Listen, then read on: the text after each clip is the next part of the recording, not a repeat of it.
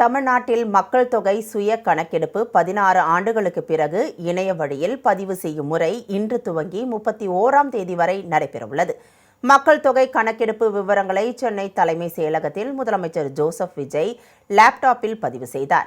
மக்கள் தொகை கணக்கெடுப்பு விவரங்களை இணைய வழி மூலம் அவரே பதிவு செய்த விளக்க வீடியோவும் வெளியானது.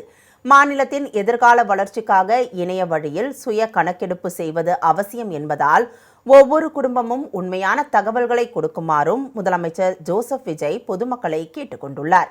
இதேபோல் திண்டுக்கல்லில் இதற்கான பேரணியை மாவட்ட ஆட்சித்தலைவர் கொடியசைத்து துவக்கி வைத்தார். கல்லூரி மாணவ மாணவிகள் ஏராளமானோர் பேரணியாக சென்று இதுகுறித்த விழிப்புணர்வு பிரசுரங்களை வழங்கினர்.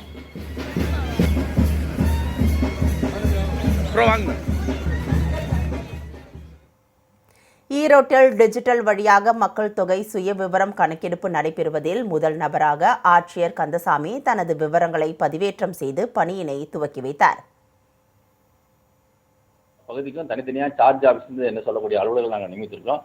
அவர்களுக்கு உரிய பயிற்சி அளிக்கப்பட்டிருக்கிறது. அதே போல இந்த எனுமரேட்டர்ஸ் ஒவ்வொருத்தருக்குமே அந்தந்த வட்டாரங்களில் 3 நாட்கள் முழுமையாக, ஏன்னா இது இந்த வரை முழுமையாக நம்ம டிஜிட்டல் முறையில் பண்ணுறதுனால அவங்களே ஸ்மார்ட் போன் கொண்டு வரணும். அதற்கான ஆப் அவங்க டவுன்லோட் பண்ணிட்டு அவங்க ஒவ்வொரு கேள்விக்கும் எந்த மாதிரியான விலைகள் வர்றதுக்கு வாய்ப்பு இருக்குது, அதில் என்ன தவறு வர்றதுக்கு வாய்ப்பு இருக்குது, அதை எப்படி நம்ம சரியாக பண்ணணும் அப்படிங்கிறதுக்கான பயிற்சி முழுமையாக கொடுக்கப்பட்டிருக்குது.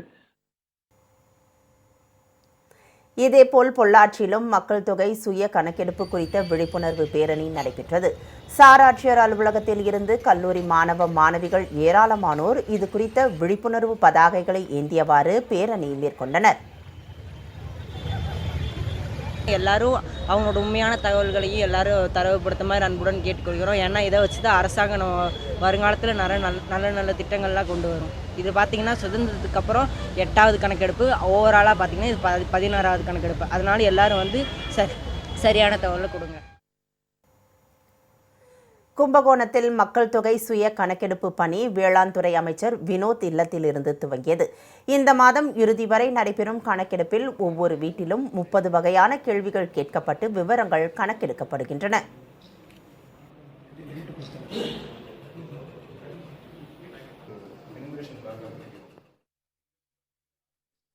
கணக்கெடுப்பு பண்ணுறாங்க. முதல் கட்டமாக ஒவ்வொரு மாநகராட்சி சார்பாகவும் சரி, ஊராட்சி சார்பாகவும் ஒவ்வொரு வீடாக போயிட்டு அவங்க எங்கே வசிக்கிறாங்க, அவங்கள சார்ந்து என்ன வீட்டில் இருக்கிறாங்க, இதேமாரி கணக்கெடுப்பு எடுத்துட்டு அடுத்த 2ஆம் கட்டமாக அதை வெரிஃபை பண்ணுறதாக ஆசிரியர்கள் வருவாங்க. ஆசிரியர்கள் அதை வெரிஃபை பண்ணி அந்த மக்களெடுப்பை நடத்துவாங்க. அது உறுதிப்படுத்தினதுக்கு அப்புறம் எந்தெந்த